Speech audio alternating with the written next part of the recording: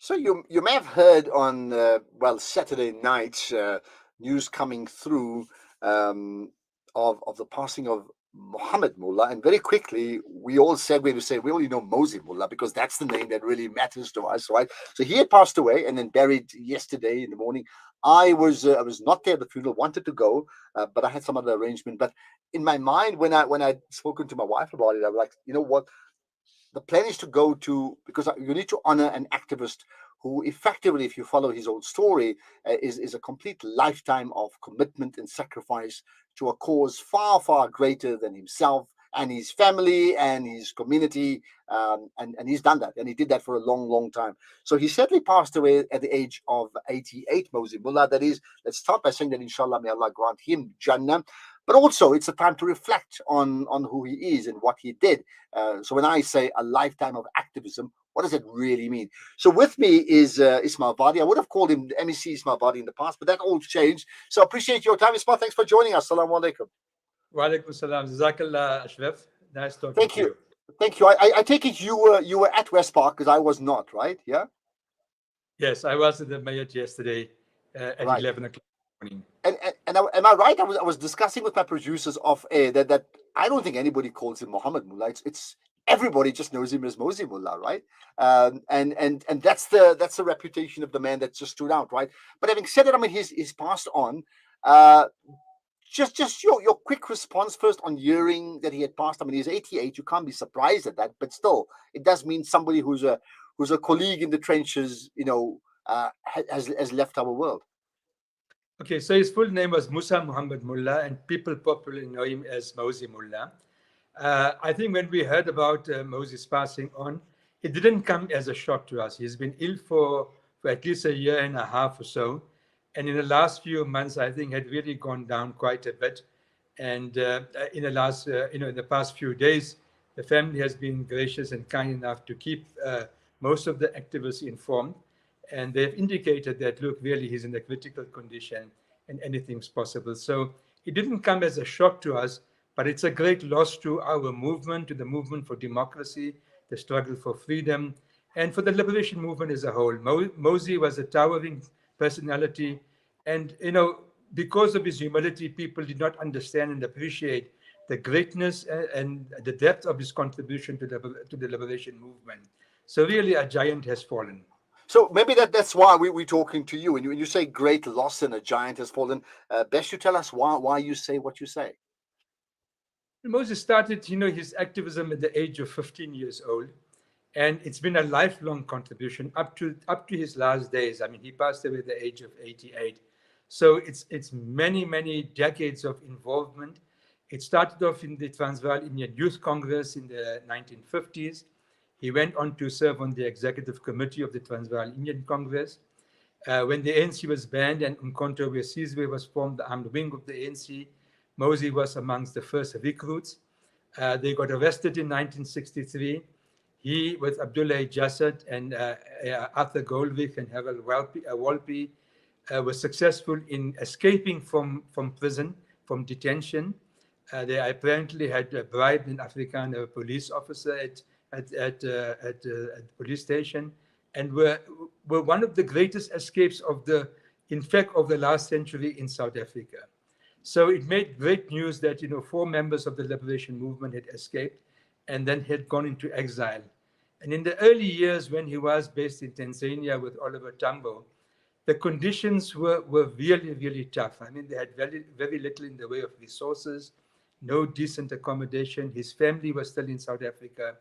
And over the years, I mean, Mosey became the chief rep of the ANC in India, and then in Cairo, then in Finland, and eventually he returned back to South Africa. And even when he returned, I mean, he became an ambassador for South Africa to Iran and later to Pakistan. So, I mean, this is a lifelong contribution. And today, many of the veterans, the stalwarts, have passed on. And I think Mosey was amongst the last few that we could really look up to for guidance and for political wisdom. And I'm thinking, I mean, you said that, effectively he joined, and I'll use that with inverted commas, joined the struggle at the age of 15. I mean, think, in today's times, the decisions people make at the age of 15 is whether they should go on TikTok or not, that sort of thing. I mean, it gives you a perspective, isn't it? That, like, what would, I understand that the political situation was different, but it was also more volatile, in the sense that, you get caught, you go to prison, you could spend years in prison, as has happened with so many of the stalwarts, right?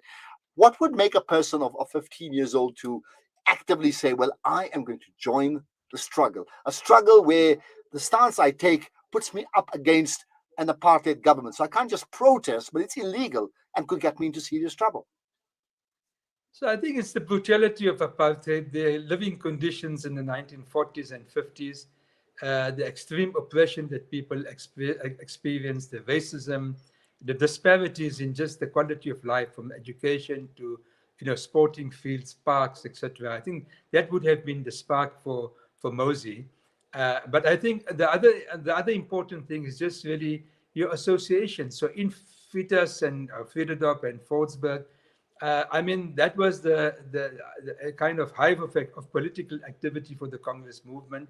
And I'm almost sure a person like Ahmad Katwada would have had a great impact on Mosey's life, because Katwada was, I mean, a leader. He had already joined the freedom struggle in the early 1940s, because he came from Schweizer all the way to Johannesburg, because he couldn't go to a school there. He couldn't go to the white school, and he was forced to come to Fordsburg and live with family people and join and go to school.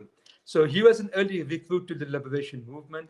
And I think his association with Abdoulaye Jassat, with the Vasson brothers, with Paul Joseph, clearly had an impact on someone like Mosey. The other important thing is Mosey married into a family that was really at the heart of the Congress movement. He had married Maulvi Ismail Saluji's daughter, and Maulvi Saab himself was a great freedom fighter. When Dr. Dadu had gone into exile in 1960, Maulvi Ismail Saluji, many people don't know this, became the president of the Transvaal Indian Congress. And for Maulana to become or assume the presidency of a political organization that's part of the liberation movement, that on its own was history in the making. So Mosey got married into this family, and I think it reinforced his activism. And I mean, I'm just thinking from a personal experience that I was, similar ages to his daughter Tasneem and Azad, the two children in South Africa, and you even knew as a lighty in Fitas that they were Salujis with the surname Mullah, but their dad's not around, and you're a kid, you don't ask too many questions, but you just sort of know something's happened to him and he's had to live abroad, which then brings me to that issue of incredible sacrifice that he had to make and his family had to make, isn't it? Going into exile is a massive disruption of life. So initially, I mean, he had fled the country because of the escape. A few years later, his wife had joined him, Zubaydah, and then there was a question of the children. Do they stay in South Africa? Do they go back? And I think for the first, initially, Azad and Tasneem were taken into exile into Tanzania and Zambia initially. But when they looked at the living conditions and the meager resources they had, I think the family took a decision with the Saluji family that really those two of the kids, Tasneem and Azad, had to come back to South Africa. And they really grew up with the Saluji family, with Maulana and also with Azab Saluji and Zarina. So I mean, they were completely separated from their parents.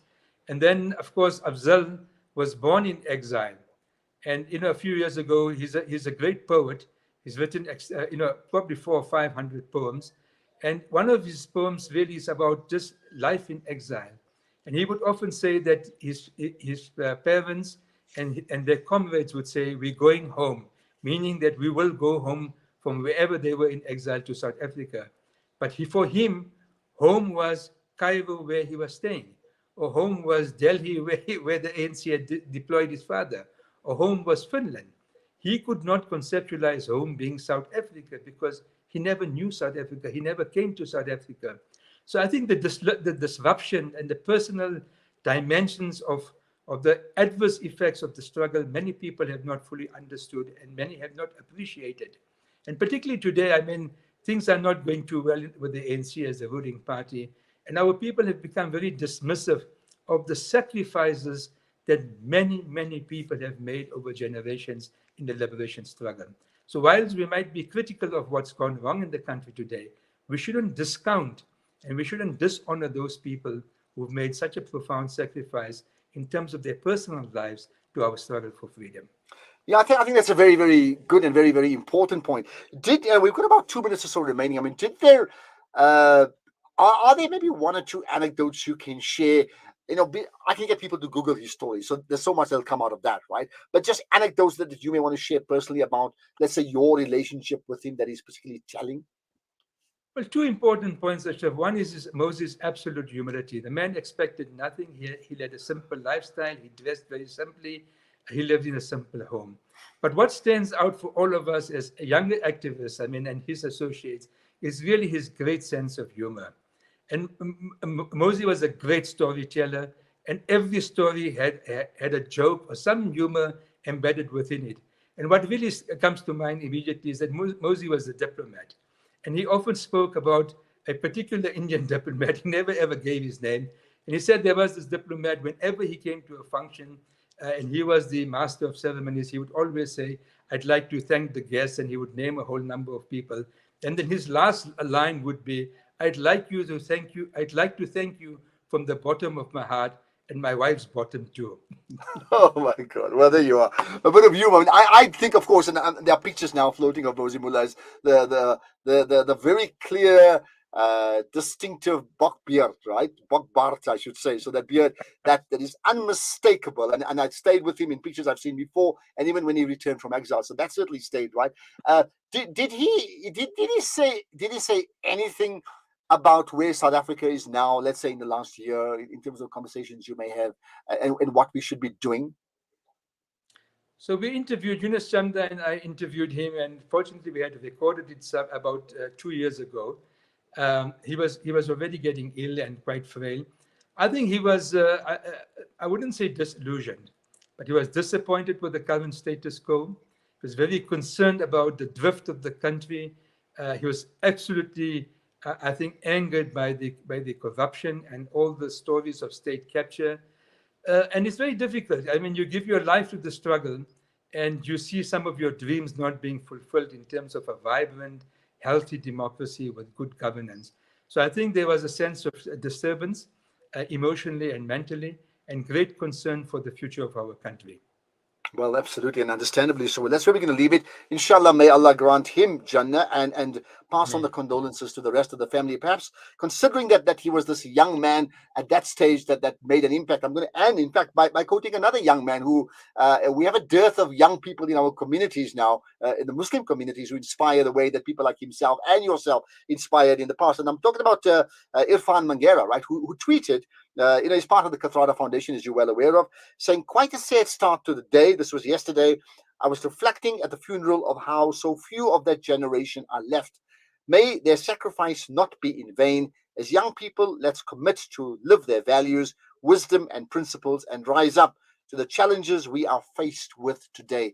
And maybe that's the point. Let's commit to their values, coming from Irfan Mangera. And I will suggest that if we're looking at new legacy building and looking at the young leadership in the country, whoever they are, look at someone from our community. Would be someone like Irfan. That would be living and continuing the legacy of people like Mosie Moolla. Appreciate your time, Dr. I'm saying Dr. Ismail Bari because that's your title. You have difficulty understanding that, but thank you for your time. Most appreciated. Exactly. Thank you very much, Ashraf. Take care. Right, Assalamu alaikum. But certainly a very sad moment reflecting on that. Pity that I sort of could not attend the funeral, but I'm sure many people will be strengthened, in fact, in attending the funeral, because as people you do that, as Muslims you do that, but also just understanding that, hold it, what did he really do and what can we learn from that? Well, what can we learn? Perhaps you can share, in fact, thoughts on Mosie Moolla and his life, and the best way to do that is via WhatsApp voice notes, or you can comment on the back of our social media platforms, both Salam Media and myself.